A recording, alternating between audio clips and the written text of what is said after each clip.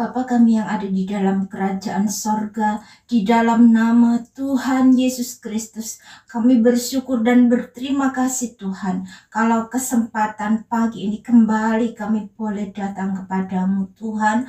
Ampuni terlebih dahulu segala dosa dan kesalahan kami. Tuhan, sucikan hati dan pikiran kami, kuasai keberadaan kami seluruhnya ya Bapa, roh, jiwa, dan tubuh kami, hati, pikiran kami kuasai dengan kuat kuasa Roh Kudus-Mu.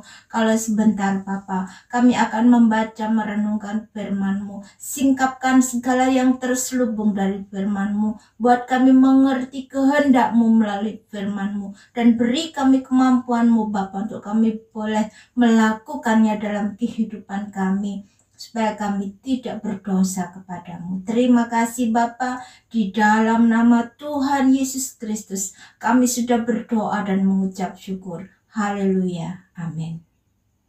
Salam. Salam sejahtera di dalam nama Tuhan Yesus Kristus. Saudara, mari kita lanjutkan pembacaan kita di dalam Perjanjian Lama, di dalam Kitab Kejadian pasal yang ke-25. Keturunan Abraham dari Ketura. Abraham mengambil pula seorang istri, namanya Ketura. Perempuan itu melahirkan baginya Simran, Yoksan, Medan, Midian, Isibak, dan Suah. Yoksan memperanakkan Seba dan Dedan. Keturunan Dedan ialah Asyur, orang Letusi, dan orang Leum. Anak-anak Midian ialah Eva, Efer, Henok, Abida, dan Eldaa. Itulah semuanya keturunan Ketura. Abraham memberikan segala harta miliknya kepada Ishak, tetapi kepada anak-anaknya yang diperolehnya dari gundik-gundiknya ia memberikan pemberian. Kemudian ia menyuruh mereka, masih pada waktu ia hidup, meninggalkan Ishak anaknya dan pergi ke sebelah timur, ke tanah timur. Abraham meninggal dan dikuburkan. Abraham mencapai umur 175 tahun, lalu ia meninggal. Ia mati pada waktu telah putih rambutnya, tua dan suntuk umur. Maka ia dikumpulkan kepada kaum leluhurnya dan anak-anaknya, Ishak dan Ismail, menguburkan dia dalam gua Makpela di padang Efron bin Sohar, orang Het itu. Padang yang letaknya di sebelah timur Mamre, yang telah dibeli Abraham dari Bani Het. Di sanalah terkubur Abraham dan Sarah istrinya. Setelah Abraham mati, Allah memberkati Ishak anaknya itu, dan Ishak diam dekat sumur Lahairoi. Keturunan Ismail. Inilah keturunan Ismail, anak Abraham, yang telah dilahirkan baginya oleh Hagar, perempuan Mesir, hamba Sarah itu. Inilah nama anak-anak Ismail disebutkan menurut urutan lahirnya. Nebayot, anak sulung Ismail. Selanjutnya Kedar, Adbil, Mitsam, Misima, Duma, Masa, Hadad, Tema, Yetur, Nafisi, dan Ketma. Itulah anak-anak Ismail, dan itulah nama-nama mereka menurut kampung mereka dan menurut perkemahan mereka, 12 orang raja, masing-masing dengan sukunya. Umur Ismail ialah 137 tahun. Sesudah itu ia meninggal, ia mati dan dikumpulkan kepada kaum leluhurnya. Mereka itu mendiami daerah dari Hakwila sampai Syur, yang letaknya di sebelah timur Mesir ke arah Asyur. Mereka menetap berhadapan dengan semua saudara mereka, Esau dan Yakub. Inilah riwayat keturunan Ishak, anak Abraham. Abraham memperanakkan Ishak. Dan Ishak berumur 40 tahun ketika Ribka, anak Betuel, orang Aram dari Padan Aram, saudara perempuan Laban, orang Aram itu, diambilnya menjadi istrinya. Berdoalah Ishak kepada Tuhan untuk istrinya, sebab istrinya itu mandul. Tuhan mengabulkan doanya, sehingga Ribka, istrinya itu mengandung, tetapi anak-anaknya bertolak-tolakan di dalam rahimnya.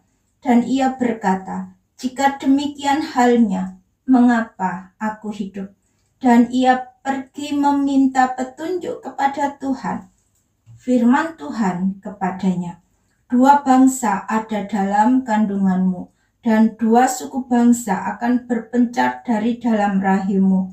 Suku bangsa yang satu akan lebih kuat dari yang lain, dan anak yang tua akan menjadi hamba kepada anak yang muda setelah genap harinya untuk bersalin. Memang anak kembar yang di dalam kandungannya keluarlah yang pertama, warnanya merah, seluruh tubuhnya seperti jubah berbulu, sebab itu ia dinamai Esau. Sesudah itu keluarlah adiknya, tangannya memegang tumit Esau, sebab itu ia dinamai Yakub. Ishak berumur 60 tahun pada waktu mereka lahir. Lalu bertambah besarlah kedua anak itu. Esau menjadi seorang yang pandai berburu, seorang yang suka tinggal di padang. Tetapi Yakub adalah seorang yang tenang, yang suka tinggal di kemah. Ishak sayang kepada Esau, sebab ia suka makan daging buruan, tetapi Ribka kasih kepada Yakub. Pada suatu kali, Yakub sedang memasak sesuatu. Lalu datanglah Esau dengan lelah dari padang. Kata Esau kepada Yakub, berikanlah kiranya aku menghirup sedikit dari yang merah-merah itu, karena aku lelah. Itulah sebabnya namanya disebutkan Edom. Tetapi kata Yakub, jualah dahulu kepadaku hak kesulunganmu. Saud Esau, sebentar lagi aku akan mati. Apakah gunanya bagiku hak kesulungan itu? Kata Yakub, bersumpahlah dahulu kepadaku. Maka bersumpahlah ia kepada Yakub dan dijualnyalah hak kesulungannya kepadanya. Lalu Yakub memberikan roti dan masakan kacang merah itu kepada Esau. Ia makan dan minum, lalu berdiri dan pergi. Demikianlah Esau memandang ringan hak kesulungan itu. Wahyu pasal yang ke-9, sangkakala yang kelima. Lalu malaikat yang kelima meniup sangkakalanya, dan aku melihat sebuah bintang yang jatuh dari langit ke atas bumi, dan kepadanya diberikan anak kunci lubang jurang maut. Maka dibukanyalah pintu lubang jurang maut itu, lalu naiklah asap dari lubang itu, bagaikan asap tanur besar. Dan matahari dan angkasa menjadi gelap oleh asap lubang itu. Dan dari asap itu berkeluaranlah belalang-belalang ke atas bumi, dan kepada mereka diberikan kuasa sama seperti kuasa kalajengking-kalajengking di bumi. Dan kepada mereka dipesankan supaya mereka jangan merusakkan rumput-rumput di bumi, atau tumbuh-tumbuhan, ataupun pohon-pohon, melainkan hanya manusia yang tidak memakai meterai Allah di dahinya. Dan mereka diperkenankan bukan untuk membunuh manusia, melainkan hanya untuk menyiksa mereka 5 bulan lamanya. Dan siksaan itu seperti siksaan kalajengking apabila ia menyengat manusia. Dan pada masa itu orang-orang akan mencari maut, tetapi mereka tidak akan menemukannya, dan mereka akan ingin mati, tetapi maut lari dari mereka. Dan rupa belalang-belalang itu sama seperti kuda yang disiapkan untuk peperangan. Dan di atas kepala mereka ada sesuatu yang menyerupai mahkota emas, dan muka mereka sama seperti muka manusia, dan rambut mereka sama seperti rambut perempuan, dan gigi mereka sama seperti gigi singa, dan dada mereka sama seperti baju jirah, dan bunyi sayap mereka bagaikan bunyi kereta-kereta yang ditarik banyak kuda yang sedang lari ke medan peperangan. Dan ekor mereka sama seperti kalajengking dan ada sengatnya, dan di dalam ekor mereka itu terdapat kuasa mereka untuk menyakiti manusia 5 bulan lamanya, dan raja yang memerintah mereka ialah malaikat jurang maut. Namanya dalam bahasa Ibrani ialah Abaddon, dan dalam bahasa Yunani ialah Apollyon. Celaka yang pertama sudah lewat. Sekarang akan menyusul 2 celaka lagi. Sangkakala yang ke-6. Lalu malaikat yang ke-6 meniup sangkakalanya, dan aku mendengar suatu suara keluar dari keempat tanduk mezbah emas yang di hadapan Allah, dan berkata kepada malaikat yang ke-6 yang memegang sangkakala itu, lepaskanlah keempat malaikat yang terikat dekat sungai besar Efrat itu. Maka dilepaskanlah keempat malaikat yang telah disiapkan bagi jam dan hari, bulan dan tahun, untuk membunuh sepertiga dari umat manusia. Dan jumlah tentara itu ialah 20.000 laksa pasukan berkuda. Aku mendengar jumlah mereka. Maka demikianlah aku melihat dalam penglihatan ini kuda-kuda dan orang-orang yang menungganginya.